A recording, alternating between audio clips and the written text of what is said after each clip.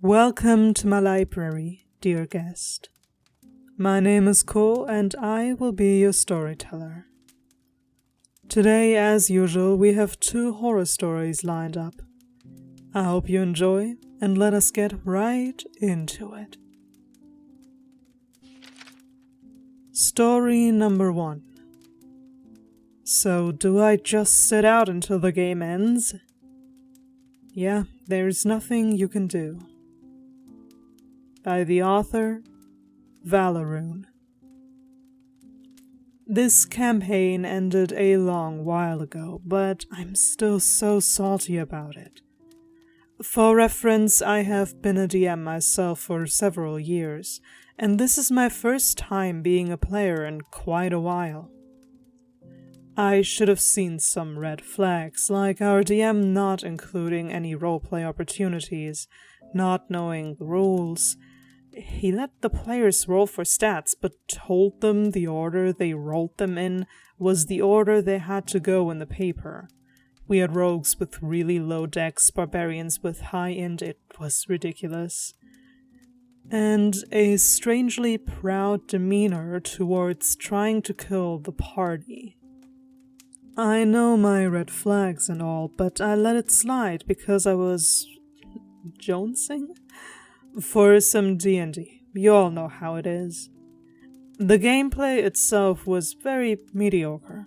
Playing some published module with a lot of jerky wait, let me check the book, wait, let me recon this, and also, you saw this last time, I just didn't say anything. Nonsense. Again, I let it slide because the group of players is fun. Combat is clearly the DM's favorite part, if it's a little overpowered. I had to remind the DM of the challenge rating to party level rule when I noticed certain battles he said were supposed to be easy ended up being extremely difficult. He also flat out refused any creative use of skills or environment. The real kicker, though, was this. It's the final boss of some demon monster wave. There's portals to the spooky underworld popping up all over this cave we're in, and the DM has drawn us a physical map to place our minis on. The map is very detailed but squiggly, and it's hard to differentiate cave wall from water, from bushes, from trees, the way he's drawn everything. He doesn't give a verbal description of the layout when asked. He points to the map and says, "I drew it out for you." He does not clarify the drawings.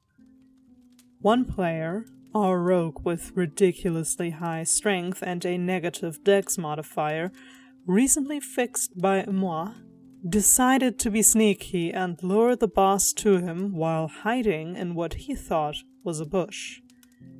He asked the DM, "Can I hide in this bush?" Points to the area on the physical map. "Sure," the DM says. No warning at all. No, "Are you sure you want to do that? Do you want to inspect the bush?" None.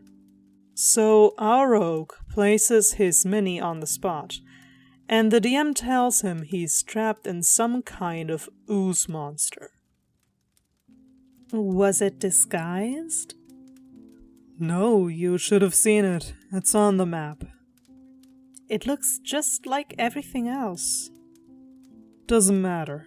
The book says it's there and you stepped in it. Can I get out? No, there's only one way to get out, and you all killed it already. This DM expected the boss monster to use its random teleport ability to appear in the same 2x2 square the ooze was in to dismantle it and give the player one chance to escape. The map was about 50 squares in area, you do the math. In the meantime, our rogue took consistently heavy damage every turn, couldn't make an attack back to attempt to kill the monster, couldn't wriggle free, couldn't do anything. Attempts to kill the ooze were blocked by your weapons disintegrate when you touch it. If you shoot magic at it, you'll hit the rogue over and over. Finally, after over an hour of our rogue doing nothing, the DM relents and lets one spell hit it. Distract the ooze and let the rogue out. TLDR. DM doesn't know how to play the game, screws over players' initial stats and creative endeavors, tricks them on purpose with a confusing physical map, and blocks all attempts to free a player trapped by an unkillable monster until the party complains enough. Something I would like to say right out the gate is that the fights being extremely difficult in a pre-written adventure, that can easily be attributed to Wizards of the Coast themselves. They tend to make battles that can easily kill off low-level parties, which is why you should have another look at it, even if the CR is right.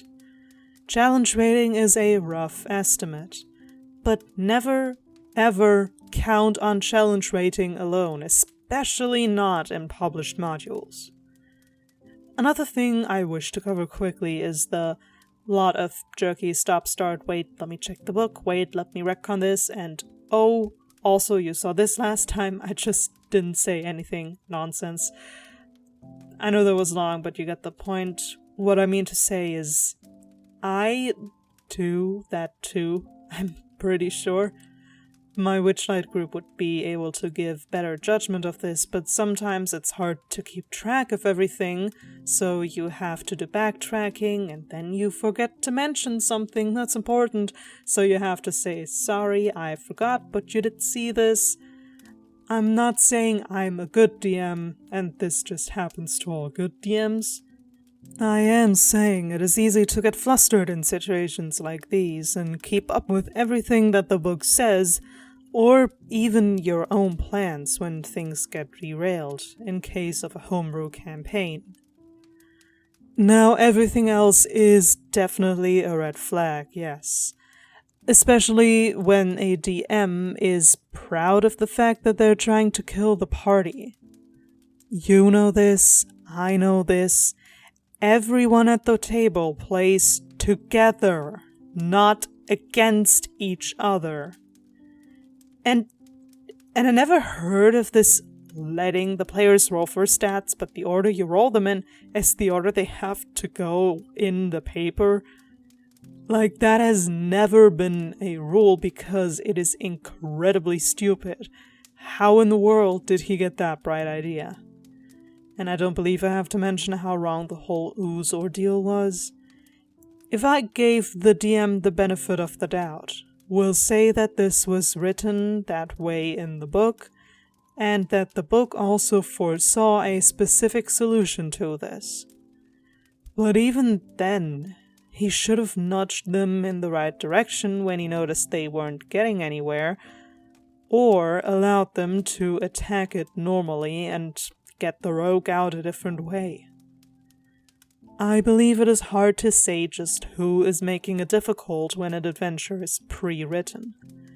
But that doesn't change the fact that this DM had his red flags either way.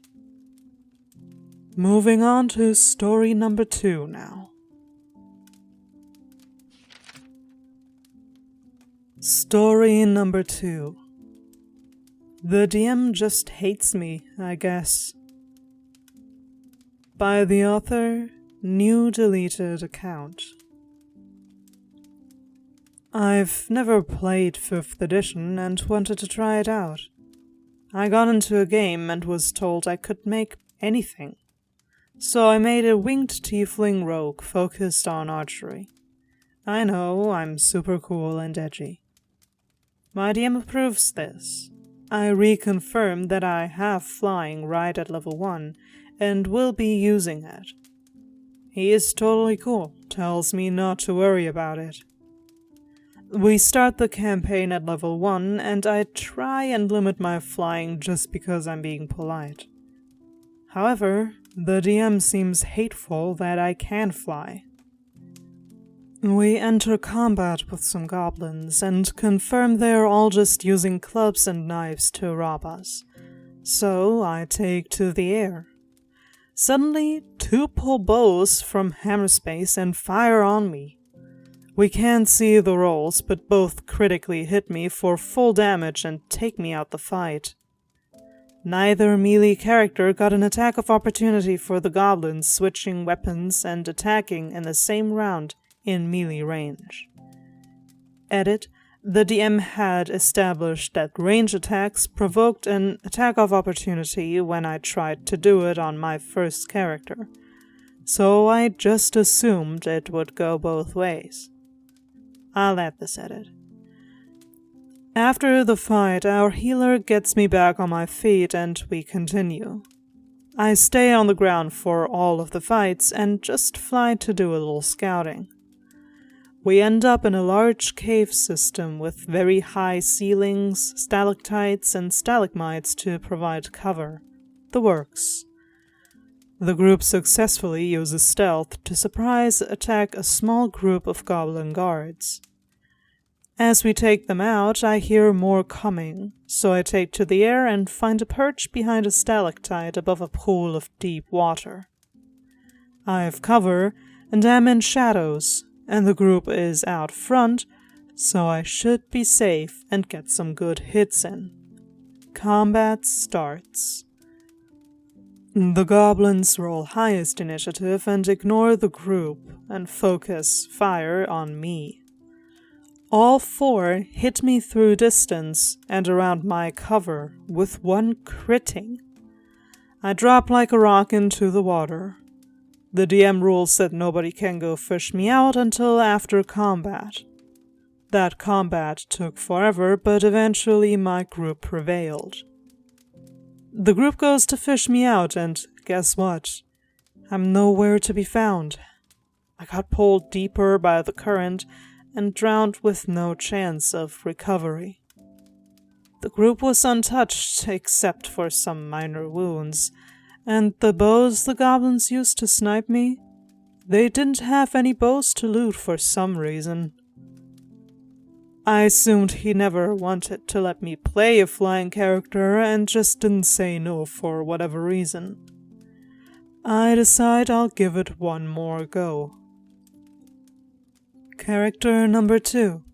A half-orc barbarian. I got blessed by my stat rolls and ended with, after orc bonuses, 20 strength, 18 constitution, 16 charisma, and not negative intelligence. He had high intimidate, menacing to make me more intimidating, a great sword, cleave, the works. It was a super fun build. I didn't have flying, so that made me think I was good to go. We started, and everything seemed fine. No shenanigans from the DM. We just had combats, and it was a good time.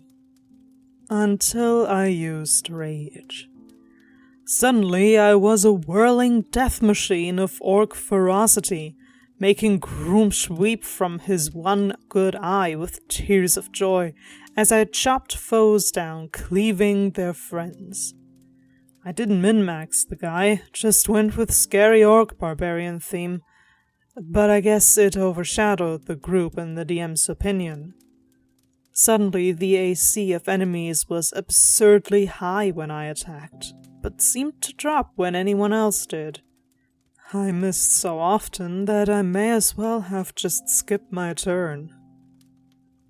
We ended up at the mini BBEG's lair, a goblin king who ruled the goblins there. I decided to try something fun. I grabbed 2 dead goblin guards from right outside the throne room, did a successful strength check to throw both dead bodies through the door, and then raged and stomped into the room, screaming and yelling, covered in blood, and demanded the MacGuffin be handed over or I'd eat his skin while he watched. The Dragonborn fighter and Tiefling warlock came in behind me and backed me up, standing menacingly. I rolled Intimidate and rolled a 20. I added it all up and got a 25 to Intimidate. The level 1 Goblin King was all alone. All his guards were dead. He had what we wanted. We were told repeatedly that he was just a basic goblin that had some charisma to trick the other goblins into listening to him. It should have been a slam dunk. Nope. The DM rolled, and without looking said the goblin wasn't impressed. At this point I stopped playing and asked him to explain exactly why one lone goblin in this situation would not be intimidated. He said he just didn't think a goblin who thought it was a real king would feel threatened by some half-orc mongrel. The Dragonborn player rolled Intimidate and got 14. And the goblin instantly gave up, wetting itself and apparently terrified of the scary dragon man. I just stood up, folded my character sheets and picked up my stuff and was making to leave. The DM looked surprised and hurt and asked why I was leaving and wasn't I having fun? I said that he was targeting me specifically and literally every other player agreed and pointed out the magically disappearing bows, the unreal amount of critical hits I seemed to take, that I was rolling higher than others on attacks, but missing those attacks that others were hitting. He argued he wasn't doing that, and had no idea what we were talking about, but at least he had the courtesy to look a little ashamed. I went to another table and played my orc, and had a bunch of fun, and became a pirate and ended up coming back for a whole campaign. That was the only session I ever saw that guy being a DM, and according to one of the players who joined the campaign I was in, he was super angry with me for bailing and being a bad sport. Neither of us could figure out what the DM's problem was, and I would have asked him, but he had left before my current game session had ended, and I never saw him again. Title checks out. Maybe the DM believed that your character was too overpowered, or, as you said yourself, stole the spotlight too often. But even if that was the case, any way to deal with this would have been better than this, what I can only assume, quiet resentment. For example, tell them that, no, you do not want people to play flying races in your campaign. Maybe make a cap at how many ability points one can have if you feel like there will be too big a difference. You know, talk, just in general, with the person to figure out something together. Tell them how you perceive the situation, that their character is a little too strong and needs to be nerfed a little for the battles to flow better, and to allow other characters to have the spotlight, and then figure something out together. Don't just try to sabotage them from the shadows. Work together.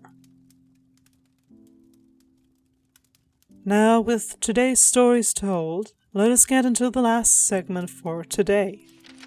The Exhibition Journal, where I display the fan art you make for this channel.